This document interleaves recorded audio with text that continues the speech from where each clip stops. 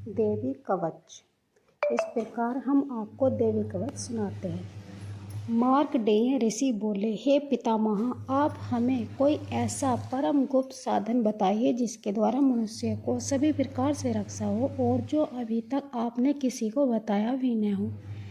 ब्रह्मा जी बोले, हे विप्रवर, जिस प्रकार का साधन तो परम पवित्र एवं परम गुप्त देवी जी का कवच ही है। इसी से प्राणी मात्र का कल्याण एवं इस सब प्रकार की रक्षा होती है, उसे सुनिए। देवी जी की 9 मूर्तियों के नाम पर इस प्रकार हैं। पहली शैलपुत्री माँ, दूसरी ब्रह्मचारिणी माँ, तीसरी चंद्रघंटा माँ, चौथी कुसमांडा माँ, पांचवी स्कंद माता माँ, छठी कात्यायनी माँ, सातवीं कालरात्रि माँ, आठवीं महागौरी माँ और 9वीं सिद्धिदात्री हैं। जो मनुष्य अग्नि में जल रहा हो, युद्ध भूमि में शत्रुओं के मध्य फंस गया हो अथवा घोर संकट से ग्रस्त हो, वह मनुष्य भगवती की शरण में पहुँच जाए तो उसके घोर संकट दूर हो जाते हैं। जो भक्ति भाव से देवी जी का स्मरण करते हैं उनकी सभी प्रकार से उन्नति होती है। हे भगवती, जो भी आपका स्मरण करते हैं निसाय उनकी आप रक्षा करती हो। प्रेत की सवारी करने वाली चामुंडा देवी हैं। 12 महिष पर इंद्री, हाथी पर वैष्णवी, गरुड़ पर महेश्वरी, बैल पर कौमारी, मोर पर और लक्ष्मी कमल के आसन पर विराजमान है। श्वेत रूप धारण करने वाली वृषभ वाहन वाली ईश्वरी देवी, हंस पर चढ़ी हुई, सभी आभूषणों से भूषित ब्राह्मी देवी हैं। इस प्रकार अनेक रत्नों से विभूषित, सभी योग शक्तियों से संयुक्त ये सब माताएं हैं। यह सभी देवियों क्रोध युक्त मुद्रा में रथों पर सवार होकर दर्शन देती हैं। ये शंख, चक्र, गदा, शक्ति, हल, मूसल, खेटक, तोमर, परशु, पास, कुंद, त्रिशूल, उत्तम आयुध, सारंग, धनुष इत्यादि अस्त्र शस्त्र दैत्यों के शरीर नाश के लिए, भक्तों को अभय देने के लिए एवं देवताओं के हित के लिए धारण करती है। हे देवी, आपके दर्शन कठिन है। शत्रुओं के भय को बढ़ाने वाली देवी जी, मेरी रक्षा कीजिए। पूर्व दिशा में मेरी रक्षा इंद्र देवी करे। अग्निकोण में अग्नि देवता, दक्षिण में 12 नृत्य कोण में खड़ग धारिणी, पश्चिम में वारुणी, वायु कोण में मृगवाहिनी, उत्तर में कौमारी, ईशान कोण में शूलधारी रानी, ऊपर ब्रह्माणी जी, नीचे वैष्णवी देवी रक्षा करे। इसी प्रकार सब वाहिनी चामुंडा देवी 10 दिशाओं में रक्षा करे। जया मेरे आगे की विजय, मेरी पीछे की वायु, रचिता दाइयों अपराजिता रक्षा करे। उद्धवतिनी मेरी शिखा की उमा, मेरे मस्तक पर विराज कर। भोह की यशवनी, भोह के मध्य में त्रिनेत्रा, नासिकाओं की यमघटा देवी, नेत्राओं के मध्य में शंखिनी, कानों की द्वारवासिनी, कपालों की कालिका, कानों के मूल देश की शंकरी देवी रक्षा करे। नासिका की सरस्वती देवी रक्षा करे। दांतों की कौमारी, कंठ की चंडिका, गले की चित्र घटा, तालु प्रदेश की महिमा रक्षा करे।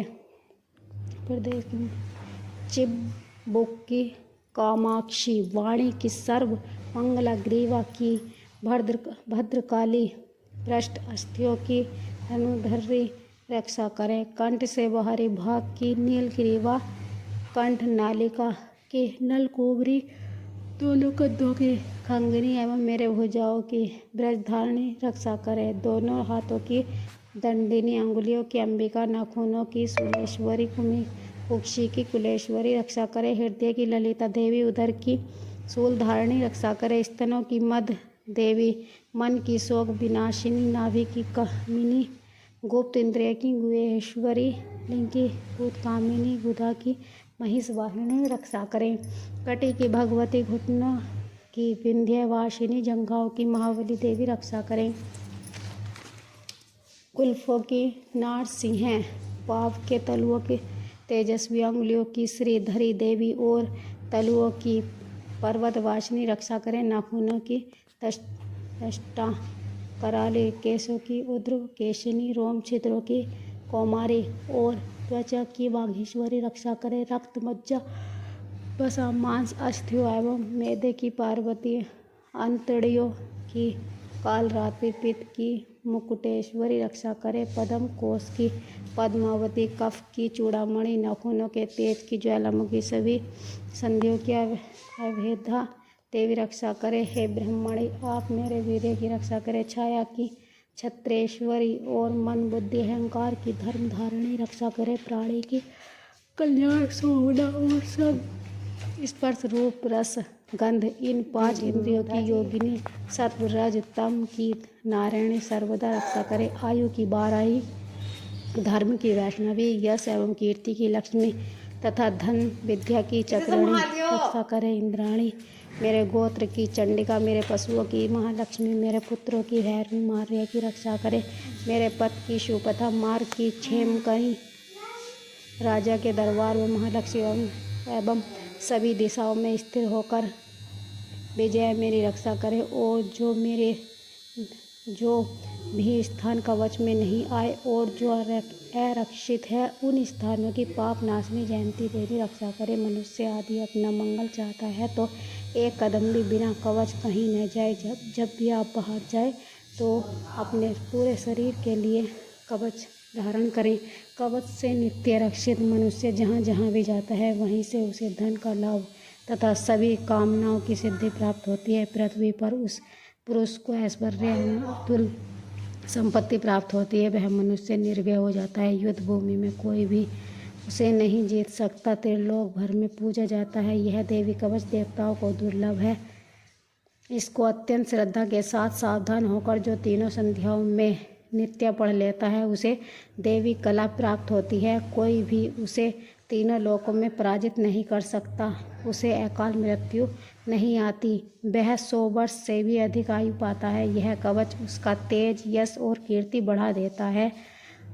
चंडी पाठ करने वाला पहले कवच पाठ कर ले।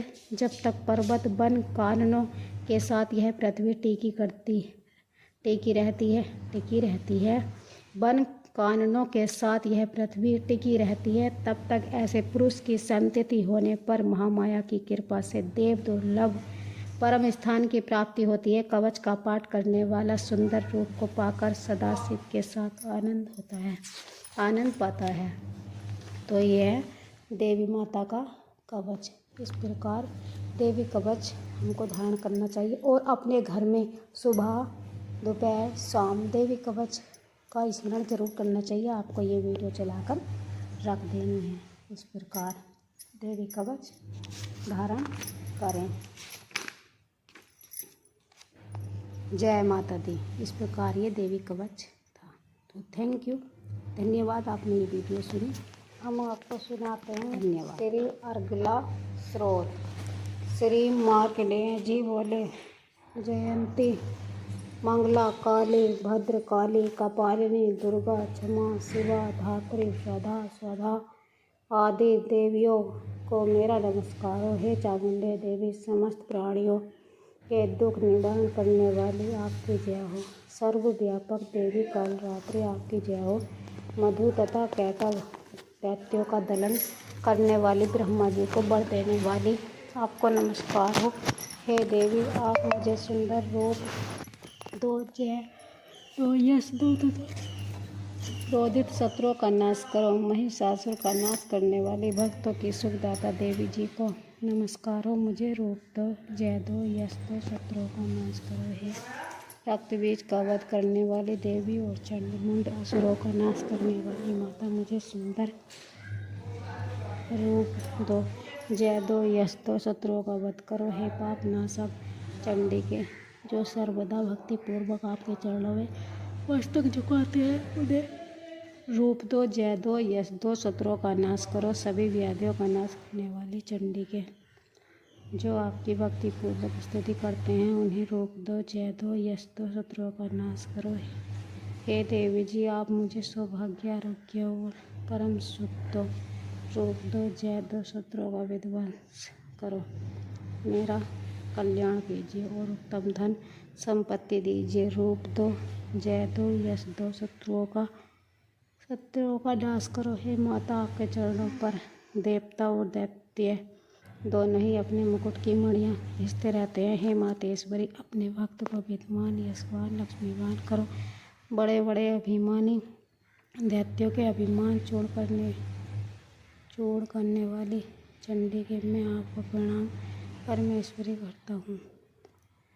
हे चार भुजाओं वाली माता चतुर्मुख ब्रह्मा जी आपकी स्तुति करते हैं। हे परमेश्वरी, रूप दो, जय दो, यश दो, बैरियों का विध्वंस करो। श्री पार्वती के पति महादेव जी से स्तुत्य।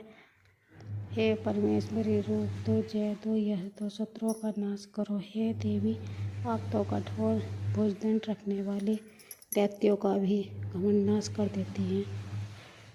हे अंबिके, आप अपने भक्तों के लिए अपार आनंद की वृद्धि करती हो। मुझे रूप दो, यश दो, जय दो, यश दो, शत्रुओं का नाश करो। हे मातेश्वरी जी, आप मुझे वह पत्नी प्रदान करें जो मेरी इच्छाओं के अनुकूल हो और इस भयानक संसार रूपी समुद्र से मुझे उतारने वाली हो। उत्तम कुल में उत्पन्न हो, जो पुरुष इस अर्गिला स्रोत का पाठ करके महास्रोत कीलक का पाठ करता है, वह सप्तशती के पाठ जब से मिलने वाले वर एवं श्रेष्ठ संपदा के फल को प्राप्त कर लेता है। बोले दुर्गे माता की जय। समझते हुए देवता आगे आप सुनिए श्री कीलक स्रोत। देवी माँ को कीलक स्रोत भी बहुत ही प्रिय है। तो इस प्रकार कीलक स्रोत हम आपको सुनाते हैं। ओम, मैं उन भगवान सदाशिव को नमस्कार करती हूँ जिनके 3 दिव्य नेत्र हैं, जिनका शरीर विशुद्ध ज्ञान स्वरूप है, जो मोक्ष प्राप्ति के कारण है। अर्धचंद्रमा जिनके मस्तक पर शोभायमान है। श्री मार्कंडेय ऋषि श्री मार्कंडेय ऋषि बोले, मंत्रों के साप एवं उत्कीलन आदि को समझकर पाठ करने वाला पुरुष मोक्ष पा लेता है, अतः उसका ज्ञान होना आवश्यक है। सब उच्चाटनादि वस्तुएं इसी स्रोत द्वारा पाठ करके सिद्धि होती हैं, और जो इस स्रोत का पाठ करके सप्तशती के पाठ मात्र से स्तुति करते हैं, उन्हें देवी जी सिद्ध होती हैं। उच्चाटनादि प्रयोगों से उन पुरुषों को मंत्र, औषधि आदि किसी अन्य साधन की आवश्यकता नहीं पड़ती। बिना जप के साथ सभी उच्चाटना दे सिद्ध हो जाते हैं। क्या समस्त उच्चाटनादि इसी से सिद्ध हो जाते हैं? इस प्रकार की लोगों की शंका हुई। तब उस शंका के निवारण के लिए सदा शिव ने लोगों को बुलाकर आज्ञा दी, यह सब सिद्धियां देने वाला शुभ स्रोत है। इस चंडिका स्रोत को भगवान सदाशिव ने गुप्त कर दिया। इस स्रोत के पाठ द्वारा प्राप्त होने वाला पुण्य कभी समाप्त नहीं होता। साधक सभी प्रकार का क्षेम प्राप्त कर लेता है, इसमें कोई भी संशय नहीं है। कृष्ण पक्ष की चतुर्दशी अथवा अष्टमी के दिन एकाग्र होकर जो अपना सब कुछ भगवती के अर्पण करता है और फिर प्रसाद रूपेण ग्रहण कर लेता है, उस पर भगवती प्रसन्न होती हैं। इसी रूप के कीलक द्वारा महादेव ने इसे भी कीलन कर दिया। जो इसके द्वारा सप्तशती का निष्कीलन करके स्पष्ट होकर नित्य पाठ करता है, वह सिद्ध हो जाता है। जो देवी जी का गण एवं गंधर्व होता है, वह कहीं भी घूम रहा हो, उसे कोई भय नहीं होता, न उसकी अकाल मृत्यु होती है। देहांत होने पर वह मोक्ष पाता है। इसलिए इस कीलक स्रोत को समझकर तथा उसका उत्कीलन करके पाठ करना उचित है। जो इस प्रकार नहीं करता, उसका नाश होता है। तभी तो बुद्धिमान इसे समझकर ही उत्कीलन से संपन्न स्रोत का उसका नाश पाठ प्राप्त करते हैं। उत्कीलन जो कुछ भी रमणियों में सौंदर्य, सौभाग्य आदि दिखाई देते हैं, ये सबके सब श्रीदेवी की कृपा के फल हैं। इसी कारण इस शुभ स्रोत का जप सदा करते रहना चाहिए। इस स्रोत के मंद स्वर में पाठ करने से थोड़ा फल मिलता है, उच्च स्वर में अधिक फल मिलता है। सभी सिद्धियां प्राप्त होती हैं, अतः उच्च स्वर से पाठ याद करें। जिस भगवती की कृपा द्वारा सौभाग्य, आरोग्य, संपत्तियां, शत्रुनाश तथा परम मोक्ष की प्राप्ति होती है, उस जगत की माता की स्तुति करनी चाहिए। माता रानी की स्तुति करनी चाहिए। बोलो जय माता दी। तो हम आपको सुनाते हैं आगे रात्रि सूक्त। रात्रि सूक्त इस प्रकार है। महत्वादी रूप व्यापक इंद्रियों से सब देशों में समस्त वस्तुओं को प्रकाशित करने वाली ये रात्रि रूपा देवी अपने उत्पन्न किए हुए जगत के जीवों के शुभाशुभ कर्मों को विशेष रूप से देखती है और उनके अनुरूप फल की व्यवस्था करने के लिए समस्त विभूतियों को धारण करती है। ये देवी अमर है और संपूर्ण विश्व की नीचे फैलने वाली लता आदि को तथा ऊपर बढ़ने वाले वृक्षों को भी व्याप्त करके स्थित है। इतना ही नहीं, ये ज्ञानमयी ज्योति से जीवों के अज्ञान अंधकार का नाश करती है। पराचित शक्ति रूप रात्रि देवी आकर अपनी वहीन ब्रह्म विद्यामयी उष्णा देवी को प्रकट करती है, जिससे विद्या में अंधकार स्वतः नष्ट हो जाता है। ये रात्रि देवी इस समय मुझ पर प्रसन्न हो, जिनके आने पर हम लोग अपने घरों में सुख से सोते हैं। ठीक वैसे ही जैसे रात्रि के समय पक्षी वृक्षों को बनाए हुए अपने घोंसलों में सुखपूर्वक शयन करते हैं, उस करुणा में रात्रि देवी के अंक में संपूर्ण ग्रामवासी मनुष्य, पैरों से चलने वाले गाय घोड़े आदि पशु, पंखों से उड़ने वाले पक्षी एवं पतंग आदि, किसी प्रयोजन से यात्रा करने वाले पथिक और बाज आदि भी सुखपूर्वक सोते हैं। हे रात्रिमयी चित शक्ति, तुम कृपा करके वासनामयी वृक्की तथा पापमय वृक्क को हमसे अलग करो। काम आदि तस्कर समुदाय को भी दूर हटाओ। तदंतर हमारे लिए सुखपूर्वक तरने योग्य हो जाओ। मोक्षदायिनी एवं कल्याणकारिणी बन जाओ। हे उषा, हे रात्रि की अधिष्ठात्री देवी, सब ओर फैला हुआ यह अज्ञानमयी काला अंधकार मेरे निकट आ पहुँचा है। तुम इसे ऋण की भांति दूर करो। जैसे धन देकर अपने भक्तों के ऋण दूर करती हो, उसी प्रकार ज्ञान देकर इस अज्ञान को भी हटा दो। हे रात्रि देवी, तुम दूध देने वाली गौ के समान हो। मैं तुम्हारे समीप आकर स्तुति आदि से तुम्हें अपने अनुकूल करता हूँ। परम व्योम स्वरूप परमात्मा की पुत्री, तुम्हारी कृपा से मैं काम आदि शत्रुओं को जीत चुका हूँ। तुम स्तोम की भांति मेरे इस अवश्य को भी ग्रहण करो। बोलो माता रानी की जय। तो ये रात्रि सूक्त था माता रानी का इस प्रकार। बोलो माता रानी की जय। जय माता रानी।